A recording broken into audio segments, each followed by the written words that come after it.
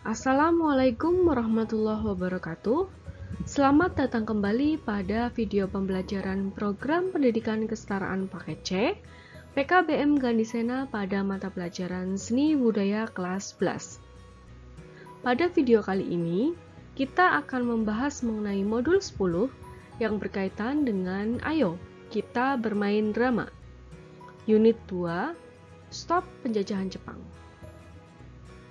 Berikut pembahasannya. Pementasan drama karya pertamaku. Kegiatan akhir dari satu rencana berteater adalah pementasan drama. Sudah siapkah untuk membuat sebuah pertunjukan drama bersama kelompok belajar dan kelas Anda? Kalau sudah siap, mari kita pelajari dan pahami materi berikut ini. Pementasan teater sebagai bentuk implementasi pembelajaran sejatinya dapat dilakukan di mana saja. Mau dilaksanakan di sekolah boleh, di luar sekolah pun boleh. Yang penting siswa senang dan tidak merasa terbebani dengan kegiatan keterampilan tersebut. Nah, pada materi terakhir ini, Anda ditugaskan untuk membuat satu pertunjukan drama. Pertunjukan drama dapat dilaksanakan dengan dua cara, yaitu pertunjukan drama sederhana. Pelaksanaan kegiatan diadakan di sekolah, atau pertunjukan drama besar. Pertunjukan diadakan di gedung kesenian atau sejenisnya. Untuk menyelenggarakan sebuah pertunjukan drama, baik pertunjukan sederhana maupun pertunjukan besar, Anda perlu memahami tahapan-tahapan berikut, yaitu tahapan pra-pementasan, tahap pementasan, dan tahap pasca pementasan.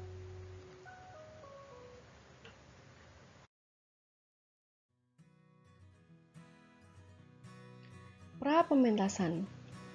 Pra-pementasan adalah kegiatan awal sebelum berlangsungnya pementasan.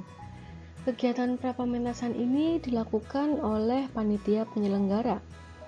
Kegiatan yang dilakukan panitia pada pra-pementasan yaitu persiapan yang berkaitan dengan artistik seperti orientasi panggung bagi pemain dan pekerja artistik.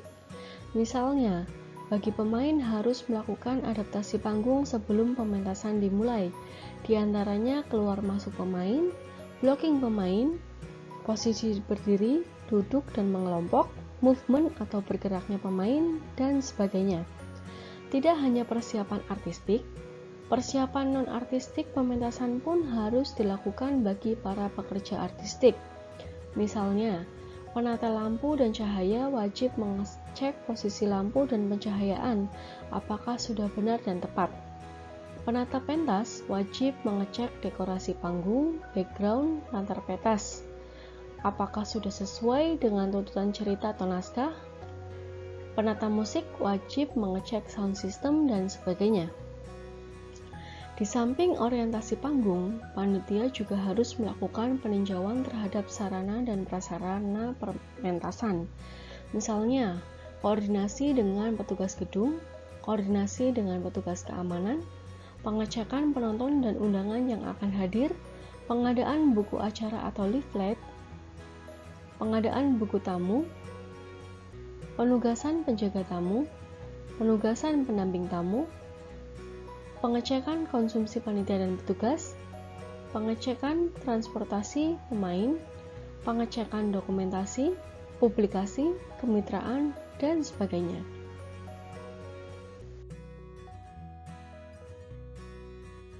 Kegiatan selanjutnya yaitu pementasan. Pementasan merupakan pelaksanaan kegiatan yang sesungguhnya.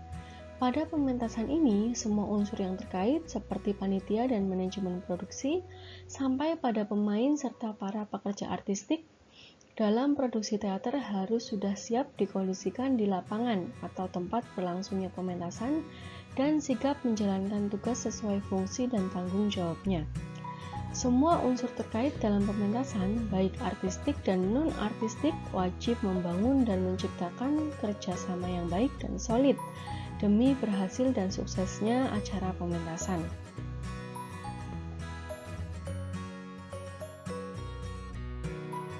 Pasca pementasan. Pasca pementasan merupakan kegiatan akhir dari pelaksanaan pementasan teater. Untuk tertib manajemen produksi, setelah selesai pementasan, Anda harus melakukan beberapa hal, diantaranya pengecekan dan pemantauan kembali semua perlengkapan, peralatan, dan kebutuhan pentas lainnya yang telah dipakai dalam pementasan harus dikembalikan dan tercatat dan aman. Yang kedua, dokumentasi audio-video baik hasil kerja tim produksi maupun mitra kerja harus diserahkan kepada panitia dan menjadi tanggung jawab panitia. Yang ketiga, evaluasi baik unsur kepanitiaan maupun manajemen produksi terhadap pelaksanaan pementasan, mulai dari pra-pementasan sampai pada pelaksanaan pementasan. Selanjutnya, laporan general kegiatan pementasan secara tertulis pertanggungjawaban masing-masing divisi.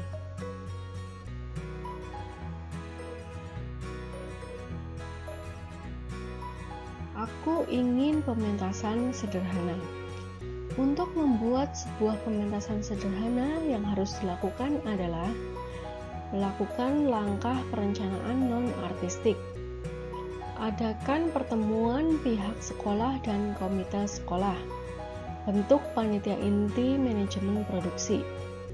Penentuan lakon drama, kemudian penyusunan kepanitiaan, seperti pelindung, nasihat, penanggung jawab, pimpinan produksi, sekretaris produksi, bendahara, seksi acara, kesekretariatan, seksi dana, seksi publikasi, seksi dokumentasi, seksi akomodasi, seksi transportasi, kesejahteraan atau kerumah tanggaan, dan seksi keamanan. Yang kedua, pembuatan jadwal produksi. Yang ketiga, pembuatan proposal pementasan drama. Yang keempat, pembuatan jadwal pelatihan teater. Yang kelima, penyeleksian pemain. Yang keenam, penentuan pekerja artistik.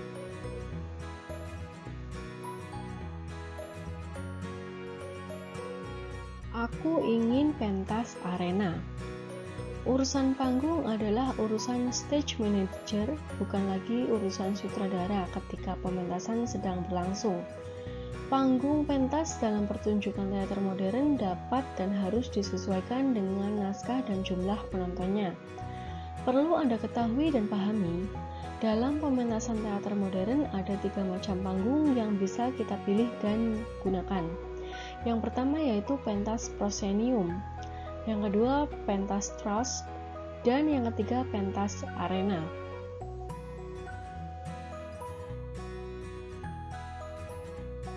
Panggung pentas proscenium. Panggung proscenium merupakan panggung konvensional yang memiliki ruang atau suatu bingkai gambar. Penggiat seni mengatakannya sebagai panggung berbingkai karena penonton menyaksikan aksi aktor dalam lakon seperti melalui sebuah bingkai. Panggung proscenium dibuat untuk membatasi daerah pemeranan dengan penonton.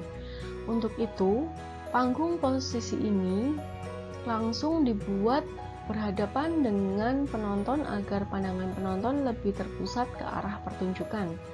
Tata panggung seperti ini sangat menguntungkan para pemain untuk berakting lebih leluasa daripada pentas arena. Begitu juga pekerja artistik, kreativitasnya dalam mendekorasi panggung serta properti kelengkapan. Untuk pendeskripsian setting atau latar pementasan tidak begitu dituntut kejelasan detailnya.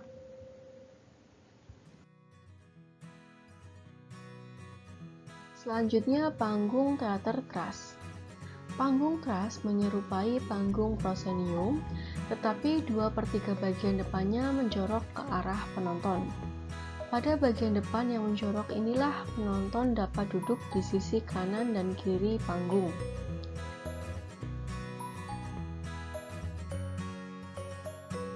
Yang ketiga, pentas arena. Pentas arena adalah pentas yang tidak menggunakan panggung pada saat proses pementasan berlangsung. Pentas arena sejajar dan dekat dengan penonton. Bentuk pentas arena bermacam-macam, dapat berbentuk huruf L, huruf U, Bentuk segitiga tetapi tidak lebih rendah dari penonton. Tempat duduk penonton berundak-undak. Pertunjukan yang menggunakan pentas arena menuntut pemain untuk berakting dan berdialog baik dan sempurna atau profesional demi menghindari dan menjaga protes penonton jika pemain melakukan kesalahan bergerak atau berdialog karena begitu dekatnya jarak penonton dengan pementasan. Tambahan lagi, pementasan dengan pentas arena tidak memungkinkan adanya pembisik naskah karena penonton menyaksikan langsung tingkah pola pemain dalam berakting. Begitu juga dengan penata artistik pada panggung arena. Harus kreatif membangun set dekor agar penonton dapat menyaksikan pertunjukan, mulai dari pemain hingga dekorasi panggung dengan decak kagum.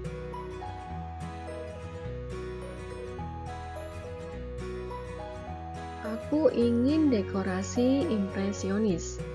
Berdasarkan karakteristik desain pentas, dekorasi dalam pertunjukan dapat dikategorikan sebagai berikut.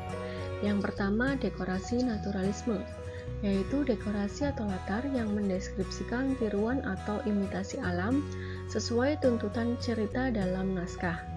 Misal, situasi dan kondisi di danau saat bidadari-bidadari mandi didekorasikan pentas dengan properti yang berkaitan dengan danau seperti air terjun, batu-batuan, pohon-pohon, suara burung atau binatang lainnya, dan sebagainya, hingga menyerupai situasi dan kondisi danau tempat bidadari mandi. Yang kedua yaitu dekorasi impresionisme, yaitu dekorasi atau latar yang bertitik tolak dari pars pro toto, yaitu melukiskan sebagian untuk menggambarkan keseluruhan. Dekorasi ini mendeskripsikan kondisi dan situasi cerita dari beberapa properti yang mewakili jalannya cerita atau adegan-adegan dalam naskah cerita. Misal, suasana dalam istana didekorasikan dengan properti payung kerajaan, kursi kerajaan, karpet kerajaan, dan sebagainya yang bermakna dalam tiap adegan. Yang ketiga yaitu dekorasi simbolisme, adalah dekorasi yang mendeskripsikan cerita dengan simbol-simbol atau lambang-lambang situasi, kondisi dari sebuah cerita atau peristiwa sesuai tuntutan cerita.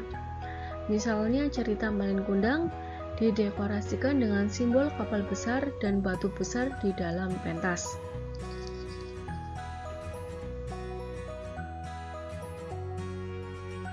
Aku ingin pencahayaan yang bervariasi. Dalam teater, lampu atau cahaya tidak berfungsi sebagai penerang saja, tetapi juga memiliki fungsi tertentu yang menimbulkan makna tertentu pula. Fungsi lampu atau pencahayaan dalam pementasan adalah sebagai yang pertama, penerangan pentas dan pemain sehingga jelas terlihat oleh penonton. Yang kedua, pemberi efek alamiah untuk pendeskripsian waktu, musim, cuaca, dan suasana. Yang ketiga, penunjang dekorasi untuk penambahan nilai warna sehingga terdapat efek cahaya dan bayangan. Yang keempat, penunjang permainan dalam mendeskripsikan maksud dan memperkuat kejiwaan. Yang kelima, pengekspresian dan pendeskripsian konsep naskah. Yang keenam, penciptaan efek variasi suasana cerita, adegan demi adegan sehingga terlihat dan terasa dinamis.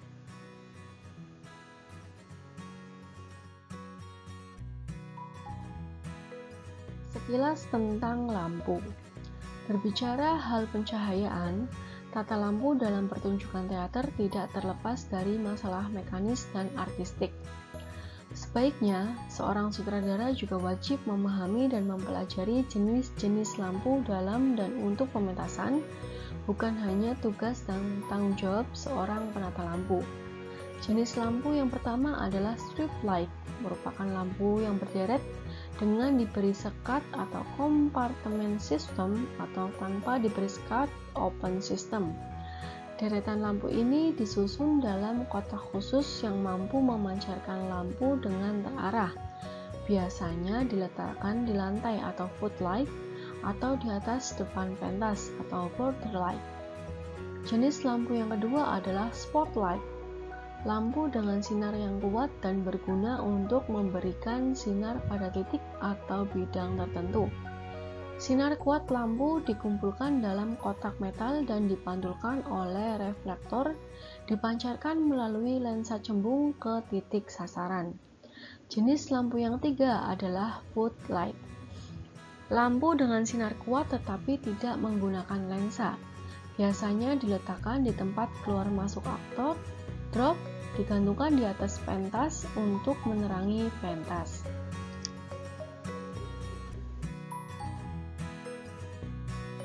Aku ingin penataan musik yang berkarakter.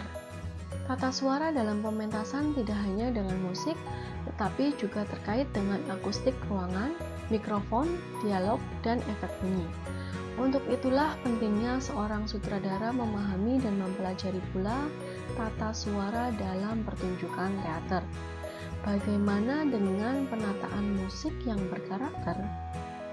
Yang dimaksud dengan penataan musik yang berkarakter yaitu musik harus dapat memberikan ilustrasi yang indah dan menarik, baik bagi pemain maupun penonton.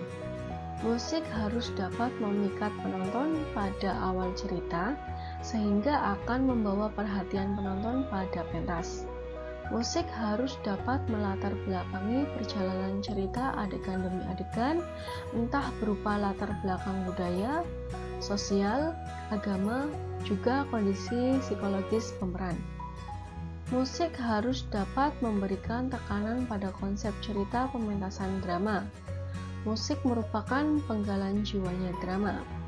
Musik harus dapat memberikan dan meningkatkan irama permainan sesuai dengan alur dramatik cerita.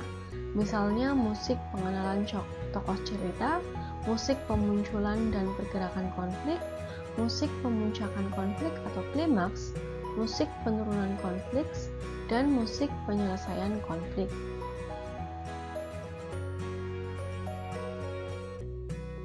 Demikian pembahasan mengenai modul 10 unit 2. Kami dari PKBM Gandhisena mengucapkan terima kasih.